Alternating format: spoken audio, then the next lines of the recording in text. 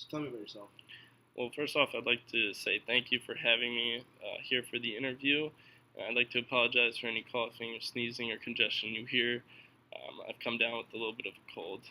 Anyways, let's get started. My name's Gunnar Centrone. I'm 18 years of age, about to turn 19. I'm from Delaware County in a small borough known as Media in Pennsylvania. There I attended high school known as Pencrest. And at Pencrest, I ran track and field for 4 years, including 8 seasons, 4 outdoor and 4 indoor for the winter. Um, Currently, I'm at Temple as an undergraduate. I'm graduating in the year of 2021. My major right now is currently undecided, but I have interests in science and kinesiology. Why Temple, you ask?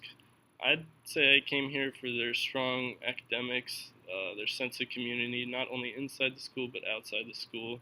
I've been striving to make an impact here, and also just their prime city location. But me myself, I'm an honest and hard worker. If you give me a task, I will go out of my way to complete that task in the best way possible, which also leads me on to letting you know that I'm task oriented in the sense that if you give me an objective, I will complete that objective and all the tasks necessary in the best way possible. Um, I can relate this in my job currently. I work at Taikoku, which is a Japanese themed restaurant in Media, where I'm a busser. And as a busser, you need to be nimble and quick to see situations occur like customer dissatisfaction, non-supplied busing stations. You just have to constantly be worrying about all these different tasks while keeping calm and keeping cool.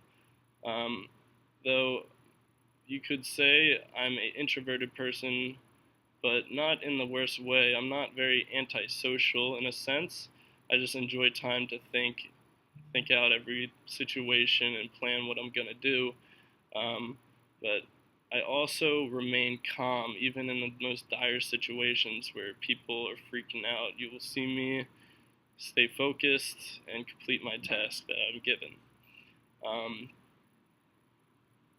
that's all. All right.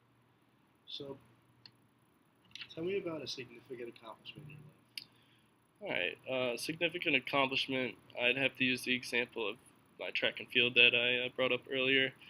Um, when I ran track throughout middle school and elementary school, I was probably one of the fastest kids around. Like no one even questioned it. I say, "Oh, Gunner, yeah, he's the fastest kid in the school." And then as soon as I got into high school, that's when things changed. Competition got higher. There were Division I athletes coming in. There were people training for the Olympics. I was versing some of the fastest people in the seaboard. Anyways, enough about the other athletes. I on the team of the high school team admired the team leaders and the captains. Me no longer being the fastest person, I was just an average sprinter, not sticking out to the group in any way whatsoever. And I started to lose hope, but then I was inspired by my one teammate. His name's Dion, if you're wondering. Um, he always cared about me and carried me even in times where you thought I was going to quit the team. Um, though those times when I was down, he would sacrifice himself, even if it meant that the coaches were going to yell at him and make him run another sprint. I remember this one time we were running 800-meter sprint workout, and it was on the eighth lap, which was the last lap. I started hyperventilating and was slowing down running, and my coach was screaming for me to pick up my pace. And next thing I know, I see Dion at the top of the or at front of the pack, slowing down, coming back to me and cheering me on, pushing me, giving me motivation through words and through physical momentum of him pushing me to get me over that line.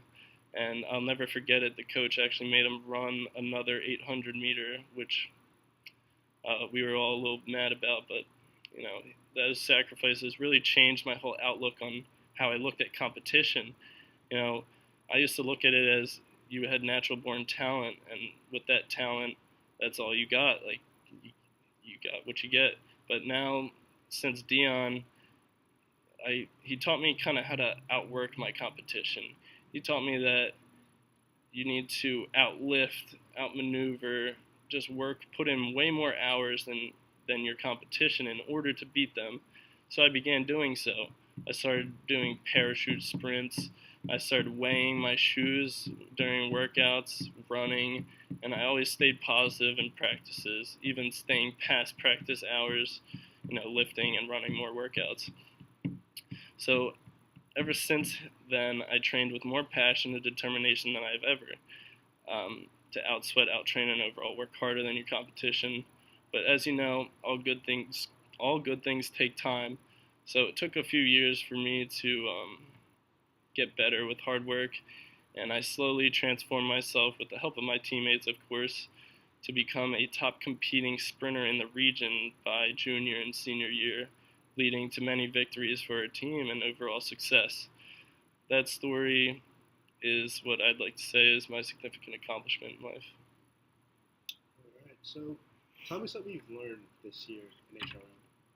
Oh, in HRM, I'd say out of all the things we've learned, probably the value of teamwork and communication in groups, how vital it is to the success of a group. I mean, if you look at Tuckman's model of group development, you got forming, storming, norming, performing, adjourning, all these things like getting to know each other, having common value, visions, and just a sense of belonging, and finally, executing the plan and then splitting up. All of these things can be used in life, especially throughout school, working in elementary, middle, and high school in groups, even college. In HRM 1101, we just worked on a project in groups, and we had to do this model of group development actually, and I'd say I learned a lot from it.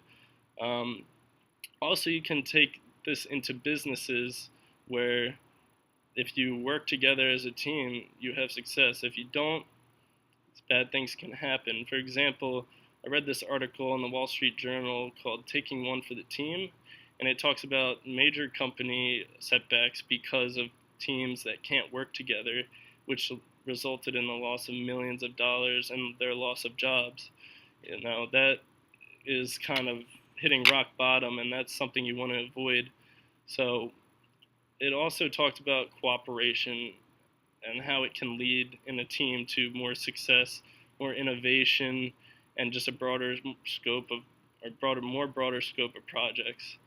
Um, I'd say that is something that I learned in class that was pretty successful in my mind and useful in life. All right. Thank you for having me.